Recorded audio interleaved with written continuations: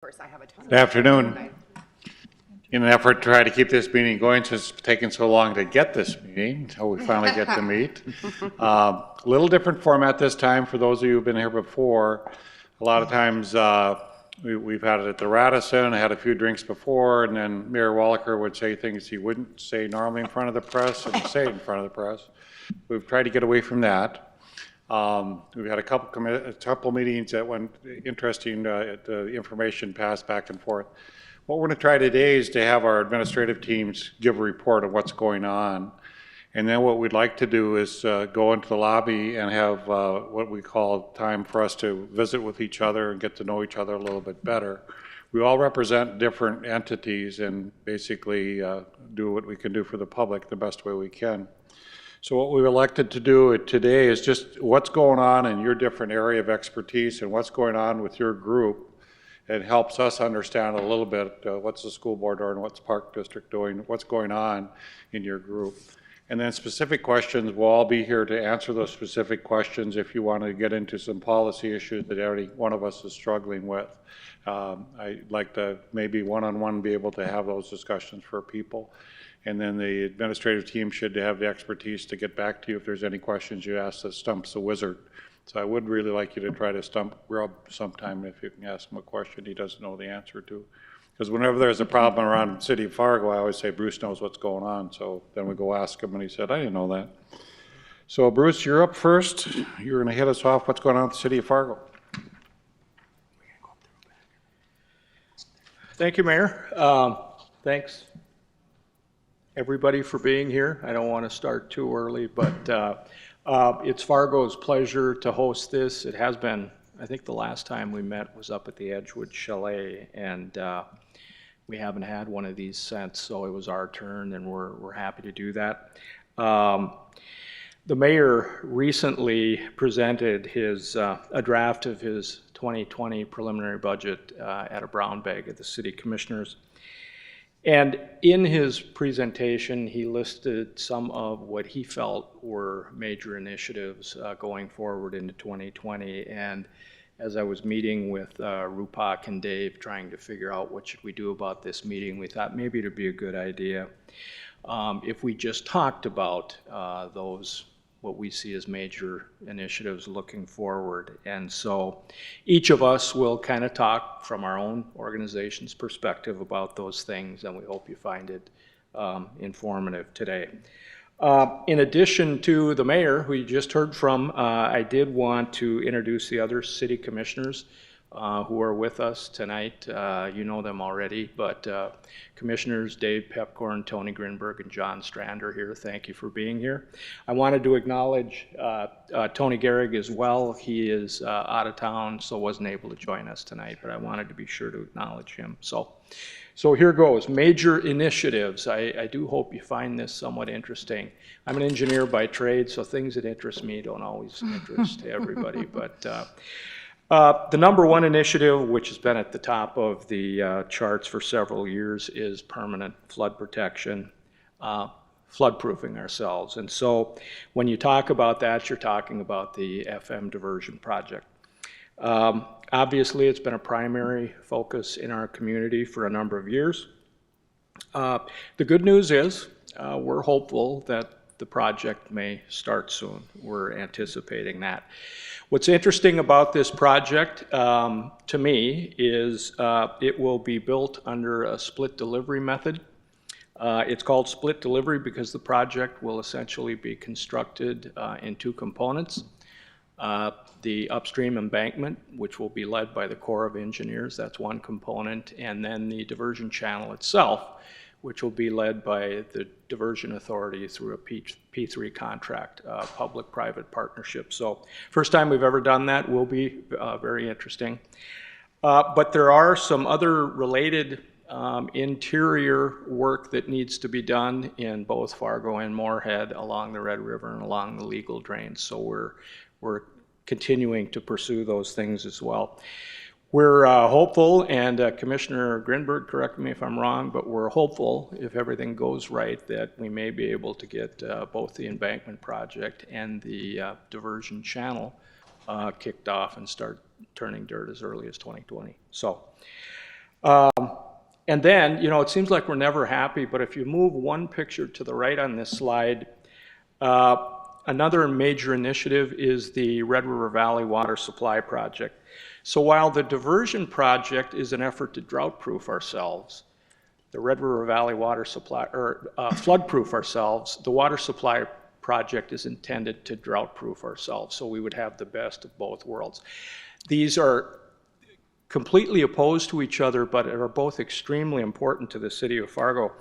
In fact, a number of years ago, when this particular project was being led by the Bureau of Reclamation, a study was done looking at a 1930s style drought, if it occurred in Fargo today, in the state of North Dakota for that matter, and determined that the Missouri River was the only reliable source of water in this state for a 1930s style drought if it occurred today. So really, really an important project.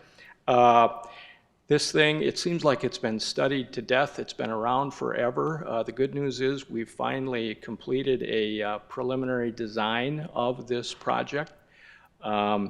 And we're at the point where we would like to start with some early out construction components. Early out being, we want to try to get out in front of a pending federal rule called WOTUS, that stands for Waters of the United States.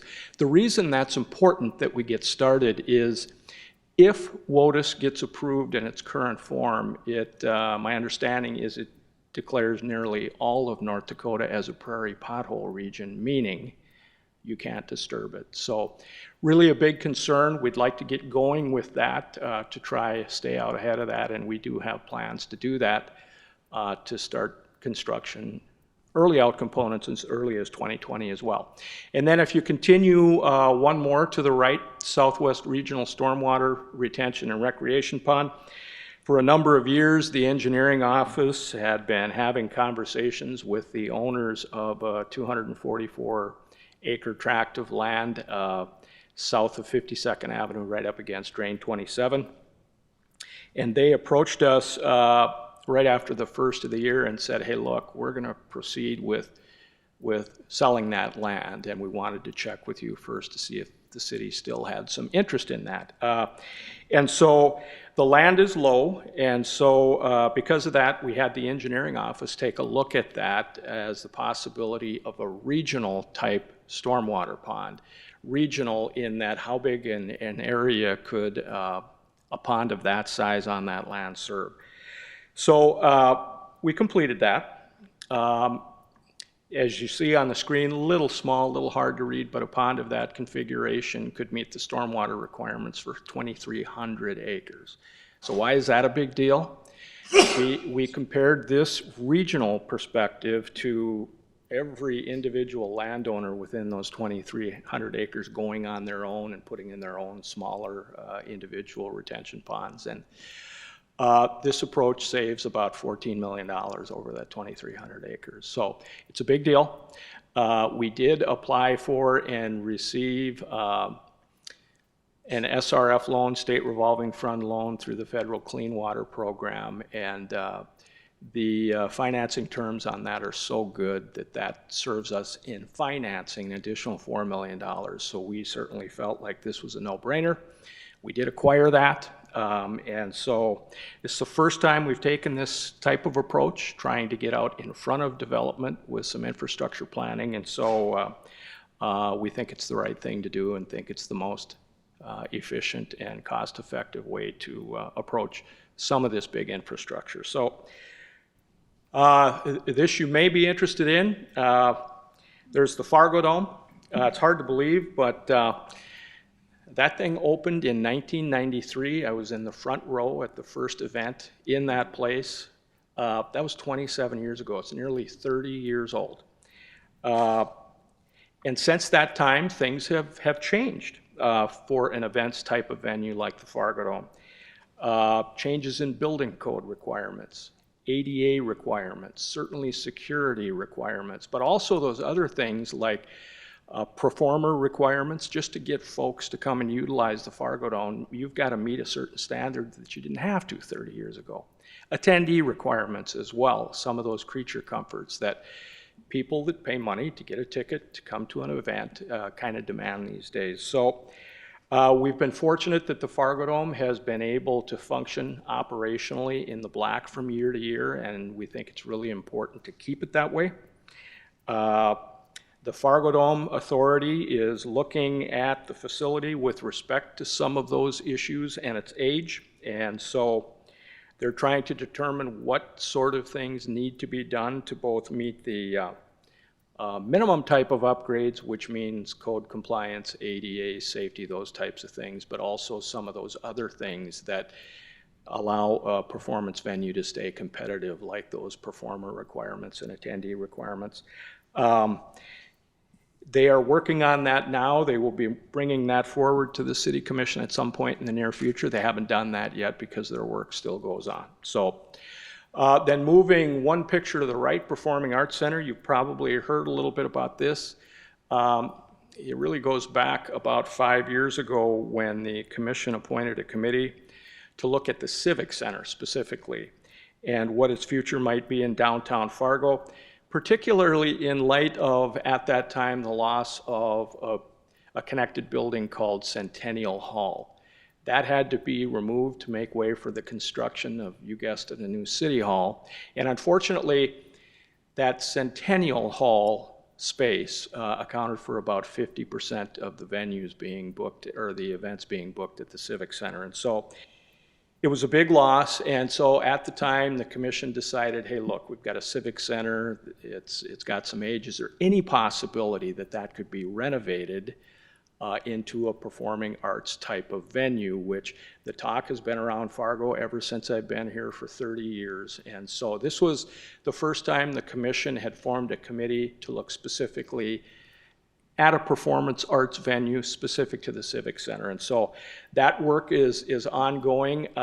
We moved into this building in August of last year, and a couple months prior to that, the City Commission reformed a new subcommittee because the old feasibility study got shelved for the construction of City Hall, but now it's come back, and so they're taking a look at that in earnest. And then moving over to the right, the Civic Plaza, you've got a new City Hall here.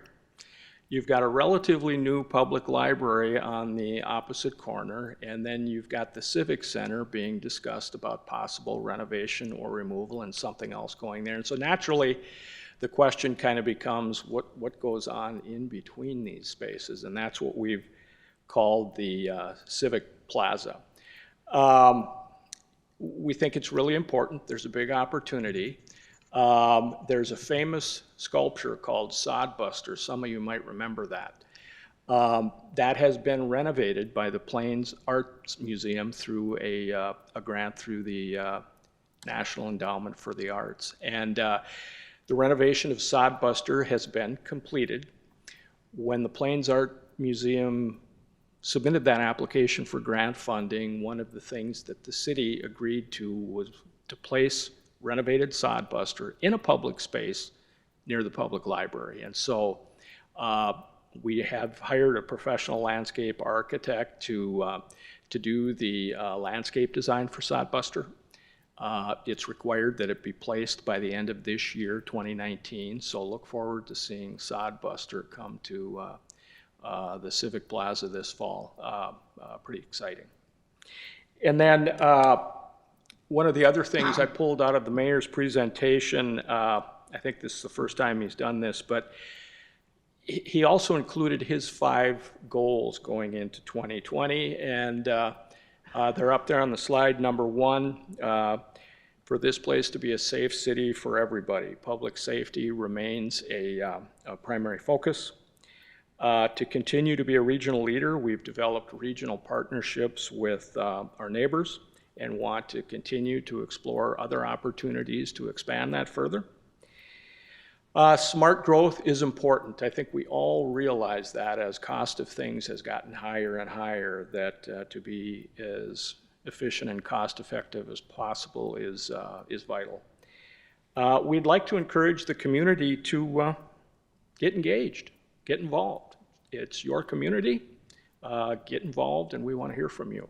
And then finally, we're proud that we do get some national recognition for the levels of service provided in little old Fargo, and we want to continue to get that. And so those were the 5 goals the mayor listed in his draft presentation, and appreciate the time. I might have overrun my time a little bit, but I hope you'll stick around and hear from Dr. Gandhi and Mr. Leaker. Dr. Gandhi, you're up next. But thank you for your attention. Yeah.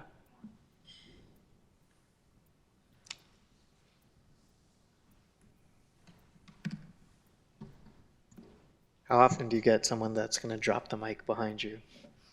Thank you. Even if you're lying, thank you. I do what I can. My name is Rupak Gandhi. Thank you, everyone, for joining us. I have the privilege to serve as a superintendent for Fargo Public Schools. Fargo Public Schools, we're led by 9 board members, and I'm going to go ahead and start with just introducing those. We have Brandy Ani, Jennifer Benson, and Jim Johnson, Rebecca Knutson, Brian Nelson, and our board president, Robin Nelson. David Paulson, John Rodenbiker, who's our vice president, and Chrissy Ulrich. So our mission at Fargo Public Schools is achieving excellence by educating and empowering students to succeed. And I think the key word in this mission is empowering all students to succeed. So we are guided by 7 strategic initiatives, which I'm going to talk about in just a second. But really, Fargo Public Schools is transforming. K-12 education across the nation is transforming. And the biggest transformation is that what education once was and what it used to be for those of us that went through the K-12 system, a public K-12 system, it's very different now. We are used to saying the phrase that there's no 2 learners that are the same. So how do you individualize a systemic practice of providing a teaching and learning experience as individual to every student? And that's really our focus. So we always focus on educating and empowering all students to succeed, because we know that it may look different, and that experience that's needed to be successful may be different for one student to the other. So we went through a strategic planning process several years ago, and we came up with 7 strategic initiatives that drive our work at Fargo Public Schools. So first and foremost is always going to be student achievement and growth, a focus on STEAM, science, technology, engineering, arts, and mathematics, ensuring we have a positive school culture, increasing our engagement and experiences in co-curricular activities, community outreach and communication, equitable resources and planning to ensure that we have a sustainable district for the future, and then continuous improvement and accountability. Our major initiatives, we have 4 major initiatives going into this school year. First and foremost is career and technical opportunities. I think everyone in this room has heard or been part of the conversations just around the workforce shortage, but then also around can we do to provide and increase more opportunities for our students. When we look at CTE opportunities, that's not just opportunities in the trades, but that's all sorts of post-secondary opportunities for our students. And it's also breaking the mold. I think in history of public education, there's always been a perception that students need to be part of a school system, K-12, followed by a 4-year institution. We know that's not just the case anymore. How can we equip students that graduate with what we call choice ready? So you are a choice ready student that if you graduate with the skill set to be able to go into a 2-year institution, a 4-year institution, whether you want to go into the military, and still know that you can have an equally successful career path regardless of what you choose. So that's really going to be an increased focus for us. Social emotional learning is probably going to be our biggest priority over the next couple of years. And we call social emotional learning a variety of things. It's an umbrella term, but specifically it also includes around student mental health and how do we increase our capacity as staff to make sure that we're meeting the various needs of our students. We are seeing students come into our schools that have experienced trauma at a greater level than before. We're seeing students that have different needs. So how do we adjust and accommodate accordingly to make sure that we're providing social emotional learnings, better social emotional learning experiences? Some of the things that we're doing in Fargo Public School around that are, first and foremost, we've changed some of our more restrictive and prohibitive policies that didn't allow outside services to come into our schools. So going into this school year, we're going to have working with a lot more outside services that provide mental health services, that provide therapeutic services, and different needs for students as well. Secondly, we're embedding social emotional learning as a mandatory curriculum piece into our school. So I believe at the end of this year, all elementary students will receive a social emotional learning curriculum, but based on taught by one of their school-based staff. That's going to be important as well. We're also going through trauma-sensitive school training for all of our staff.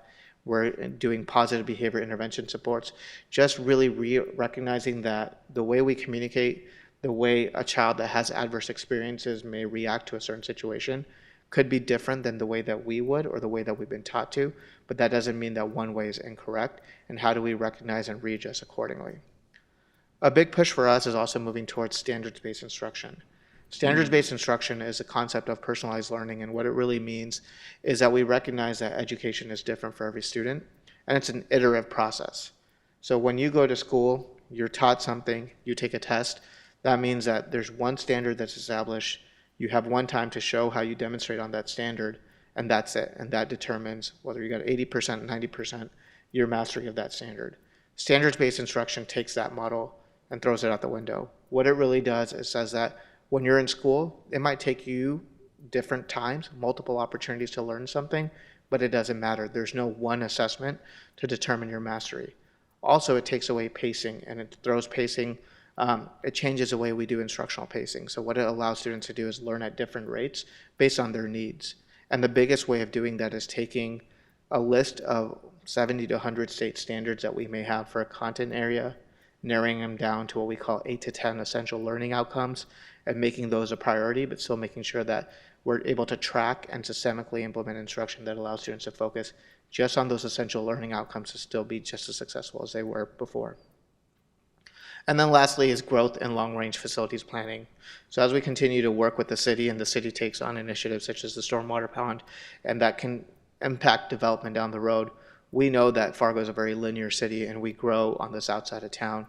So what is that going to look like for our district, and how do we create a growth, how do we accommodate our growth and create a long-range facilities plan that once was developed in 2013 in Fargo Public Schools, and we've been able to kind of implement most of that plan. So we're at that point now where what is the next 4 to 5 years, if not longer, for Fargo Public Schools going to look like based on the change that we're seeing in our city and the change that we're seeing in our community. So with that being said, I will hand it over to Mr. Dave Leaker.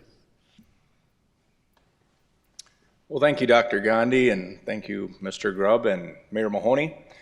We appreciate the opportunity, to have a seat at the table here and kind of discuss things that are important at the Park District. We feel at the Park District we offer a quality of life for the whole city of Fargo and the region in particular. So we appreciate the partnerships, and we'll touch on those a little bit later.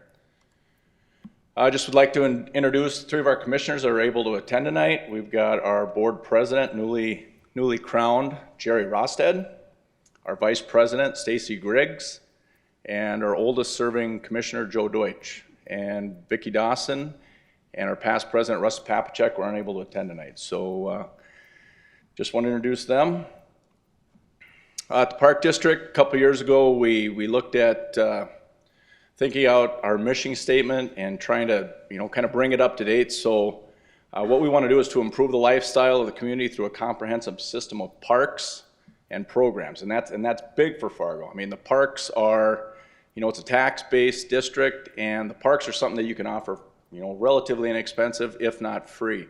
And then our programs, we try to offer the best programs, for very competitive rates. Partnerships, and this is a big one for the Park District. Since I've been here with the Fargo Park District about 20 years, and the partnerships with the City of Fargo and the Fargo School District have been invaluable to us. Without working with engineering, Mark Bittner in particular, and planning, the Park Districts wouldn't be where we are today.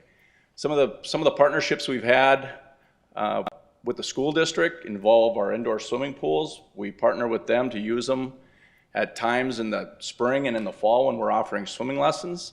Athletic fields, typically every new school that goes in will share the sites, and the times we're using those sites is at nights or on weekends or then in the summertime. So it's very cost effective for the school district and us to share these sites. Gymnasiums, we've been able to partner with them to increase the size of these gymnasiums, so instead of having 1 volleyball court in there, we can offer 2, and that just helps promote our leagues. Some of the shared sites we have recently have been Discovery, Bennett, Centennial, and then most recently Ed Klopp Park, and I know that was very important to the school district for some infill there, and we were happy to partner with them. They built their school there. We added some soccer fields, and it's a great site. We also have a library down there and our Valley Senior Services Center. City of Fargo, I touched on that a little bit earlier with engineering. Mark Bittner was instrumental in helping us continue our trails to the south side of Fargo and southwest. You can pretty much get anywhere around town down there by just jumping on a off-street trail. North side of Fargo is a little tougher. We're working on getting some trails along the river corridor there. Softball complex up north. City of Fargo offered that land for us up there. Just building that complex up north wasn't just about putting the adults up there, but it was about freeing up all the fields inside of town for all the youth and kids, so they weren't traveling. We'd rather have the adults travel up north, let the kids play in more of the neighborhood fields. So that was great for us. And as everybody knows, with the new leagues and associations out there, everybody wants to play at night. We couldn't do that before because the adult softball players are playing at night. Levies, great partnership down at Michelson. That was a great complex there. Now we have 4 fields that youth, girls, junior Olympic softball can use without the worry of flooding. We worked with them on El Zago Golf Course. Had a nice partnership there, which allowed us to restructure that course, improve the drainage, while then offering flood protection in that side of town. Recreational trails, I touched on that with Mark Bittner, and now it's continuing with Brenda Derrig. City's a great partner with those on us. And then the park police officer, I think that's a great picture of our Officer Marvig up there. And this is something that we just started last year, so he's completing his first cycle. But he's a great liaison to the public. He gets out there, he meets with the kids. The kids love to talk to him. He's helped us in some of our parks to identify problems. Plus, he's a great liaison with the rest of the City of Fargo Police Force. He can identify problems. If he's not able to attend, the other officers can attend. So Josh has worked out really well for us. Some of our future projects we have coming up. This is as everybody knows, the Block 9 Tower and Associated Plaza. There'll still be a naming contest coming up for that, whether it's the Block 9 Plaza, Broadway Plaza, or hopefully there'll be a contest out there that somebody comes up with a really unique name on that. You can kind of see the before picture in the 2 quadrants, upper right and lower left. You can see what it would look like on an aerial photo during the summertime, and then the lower left would be in the wintertime. And then the other rendering is just kind of a postcard, I guess, for the holiday seasons there. And it's going to be a great addition to downtown Fargo. Right now we've got a small green space up at the Great Northern Park, and then also Island Park on the south side. This is going to be one that's going to offer a lot of programming activities. We're looking at possibly having weekly bands down there on Thursday night. We're going to have private, public rentals down there, and it's just going to be a great space for City of Fargo. Some of our future, what we're looking at, everybody knows that the Fargo Sports Complex is, the cat's out of the bag now. What that complex is, that would be a partnership on the south side of Fargo. Bruce talked about that regional retention pond. This would tie very well into that, because basically some of the land he's talking about draining is where this facility would sit, and then all that land at a 2% grade surrounding that retention pond is going to offer unlimited recreational opportunities down there, whether it's trails, water sports, connections to the sports complex. What we're looking at here is a full-size Major League Soccer field. Think of a football field. It's probably another 20-30% bigger than a football field. We also are looking at 4 to 6 basketball courts, which is going to allow us to have basketball tournaments, volleyball tournaments. Going to be a pretty good economic driver for the City of Fargo. And then also skating facilities up there. Right now we're just re-engaging, and we're working on our design drawings on this, so there'll be more to come on that. 2 of our other parks that are kind of the jewels of Fargo is Lindenwood Park and then Island Park. And we started working on master plans about a year ago, and we kind of shelved them with everything going on, but we need to re-engage the community, re-engage the neighborhoods on that, and find out how are we going to make these back into the parks they should be. You can see on the Lindenwood Park, those 6 softball fields and 1 baseball field, those have since been moved to the north side softball complex. And we got to figure out what we're going to do with that space now. We've got some flooding issues down there. Some of our roads are in that 20-21 foot stage. And we need to get those up around that 25-foot stage so summer floods don't affect them. So we're going to be working on that next summer. And then Island Park. You know, Bruce talked about the dome being very old. Well, this park and the pool associated with it is even older than that. So, you know, the two high boards there are probably the only two high boards within, you know, this region, South Dakota, North Dakota. There's probably some in Minneapolis. But we need a high board, we need a diving bay, we need probably a 50-meter lap pool. And then we need to associate that with maybe some of the amenities we have it down at Davies High School with the zero depth, the slides. So right now, just to replace that pool is about $5 to $6 million. So you can probably add another $2 to $3 million on that to get some of those zero depth amenities there, and then look at master planning Island Park 2. I think Roger Gress at one time tried to put a parking lot in there, and that didn't work out too well. So we've got to be a little careful with Island Park, but there's a lot of great things that can happen down there. So with that, I will turn the mic back over to Mayor Mahoney, and he can have some closing comments.